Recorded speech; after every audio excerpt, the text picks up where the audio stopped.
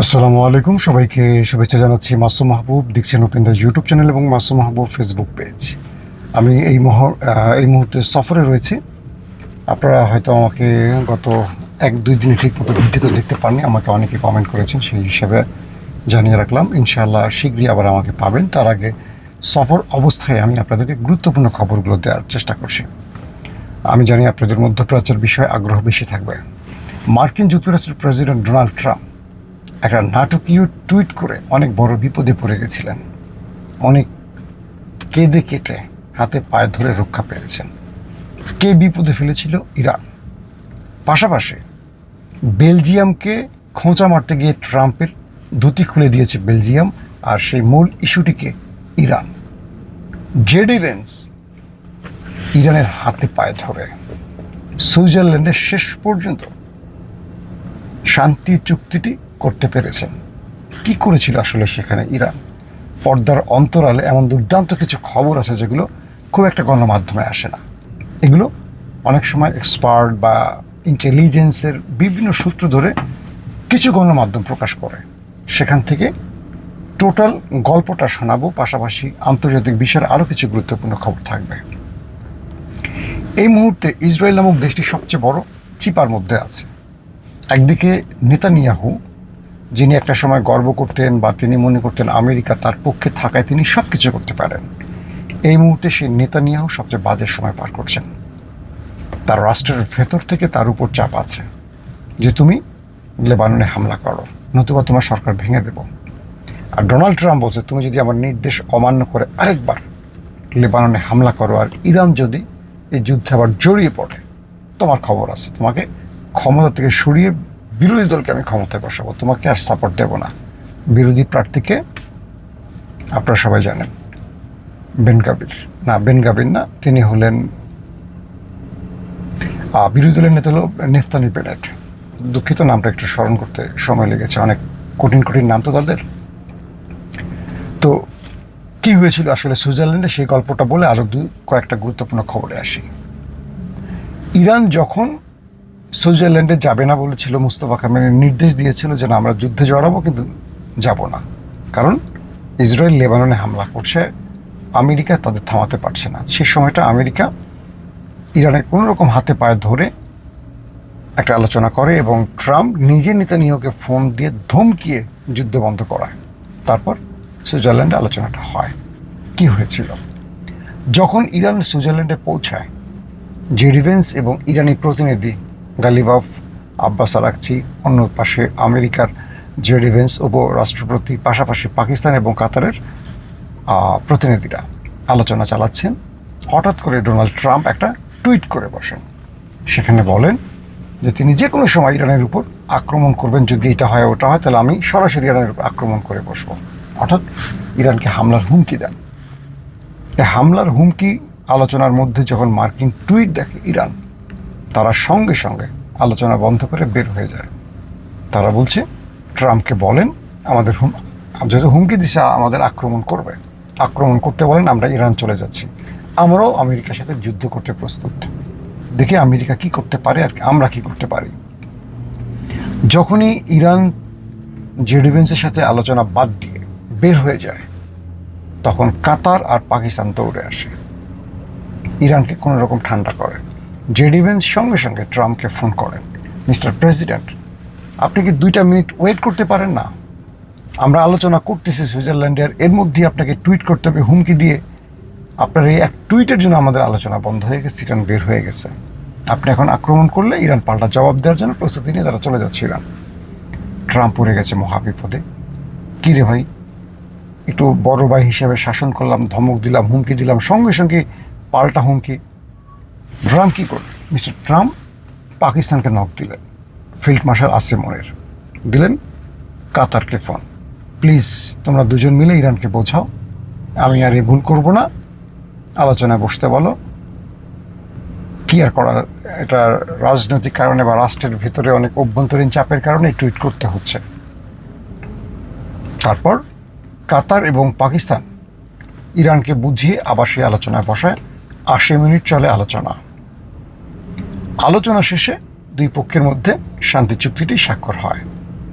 JD ভেন্সকে Iran বলে দেয়, আমাদেরকে হুমকি দিয়ে কাজ হয় না। এটা কি আপনি জানেন?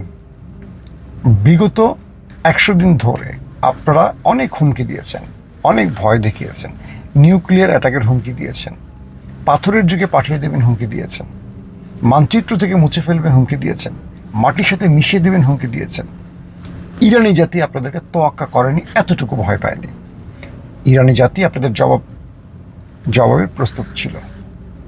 জেডি ভেন্স বললেন, মার্কিন প্রেসিডেন্ট ডোনাল্ড ট্রাম্পের টুইট ব্যাপারে আমরা দুঃখিত। তিনি এমন কিছু কাজ করেন যেটা আমাদের পুরো রাষ্ট্রকে বা আমাদেরকে বিপদে ফেলে। জেডি ভেন্স ভদ্রলোক কথাগুলি এভাবে বললেন। শেষ পর্যন্ত এই ঘটনাটি ঘটল।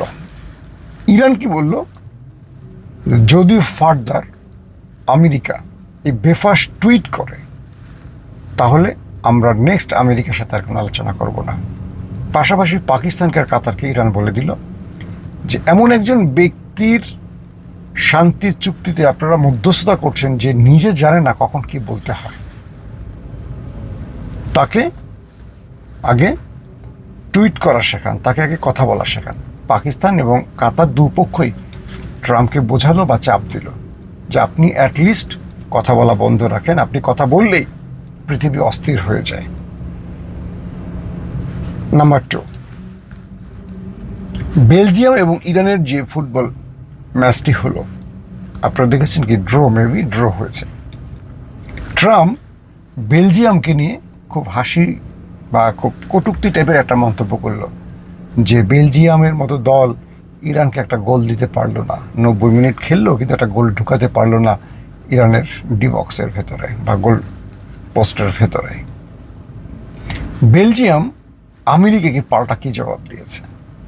বেলজিয়াম বলছে, আমরা না হয় 90 মিনিট দৌড়ে একটা গোল দিতে পারিনি, কিন্তু তার জন্য আমরা ইরানকে $300 বিলিয়ন দিয়ে আসি নাই।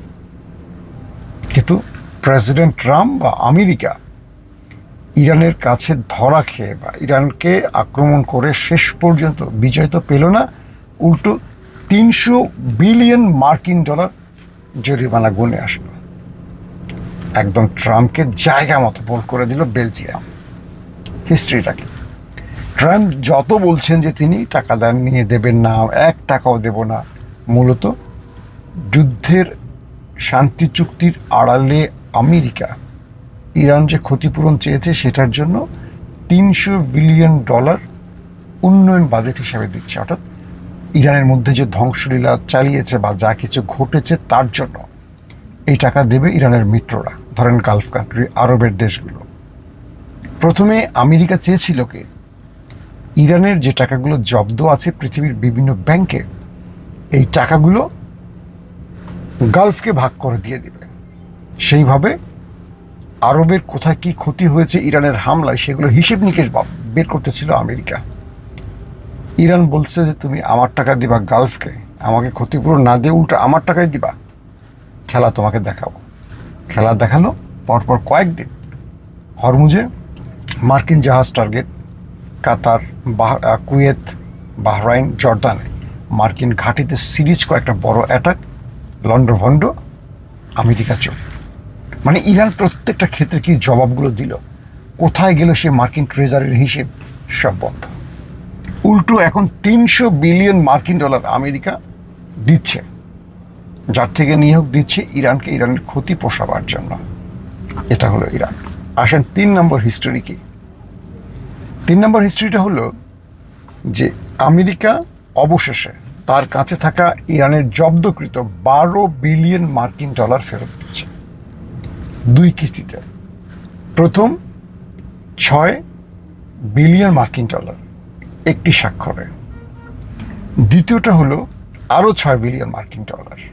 অর্থাৎ এই যুদ্ধের পর আমেরিকা ইরান ইসরায়েল যুদ্ধের পর আমেরিকা শুধু দিয়েই যাচ্ছে ইরানকে। চারদিক থেকে ইরানের অর্থনৈতিক ফ্লো তৈরি হয়েছে। একটা যুদ্ধে কে বিজয়ী হয়েছে আমি আপনি কি বলবো তার চেয়ে বাদেন পুরো পৃথিবী সব জানে যে আমেরিকা এই যুদ্ধে ইরানের কাছে মুচলেখা দিয়ে যুদ্ধ বন্ধ করেছে, তার মানে ইরান জিতে গেছে। $12 বিলিয়ন ইরানকে দেয়া হচ্ছে আমেরিকার পক্ষ থেকে 2 কিস্তিতে, এবং সেটা সিগনেচার হয়ে গেছে। এখন টাকাটা ইরান পাবে।